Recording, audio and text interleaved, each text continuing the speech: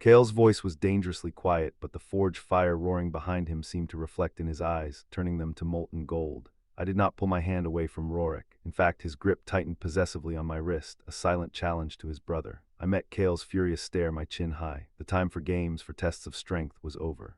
The meaning, I said, my voice steady and clear, is that the challenge has changed. I rose from my kneeling position, moving to stand between them. The space already charged by my intimate moment with Rorik now hummed with the combined, explosive tension of all three of us.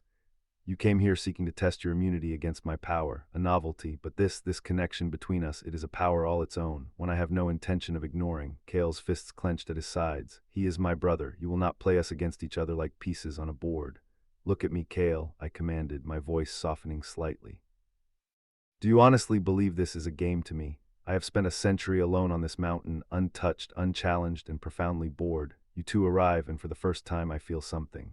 With you, my eyes met his. I feel the thrill of a physical equal, a fire that matches my own, a strength that does not break against me.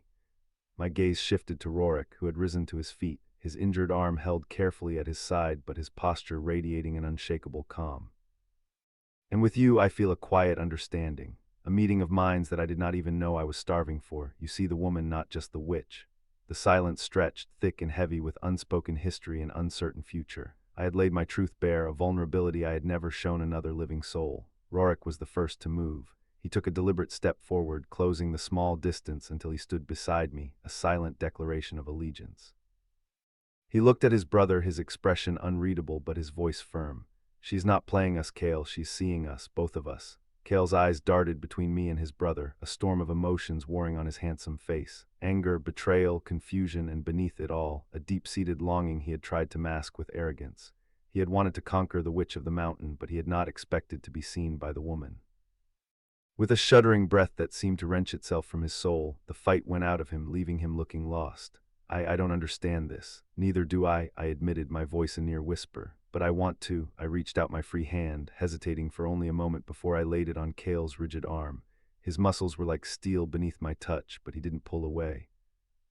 And so we stood, a triangle of impossible want in the heart of the mountain, bound by a force more potent than any magic. The challenge was no longer about spells or steel.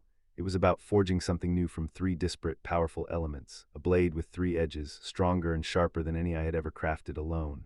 The fire in the forge burned low, but here, between the three of us, a new and far more dangerous one had just been kindled.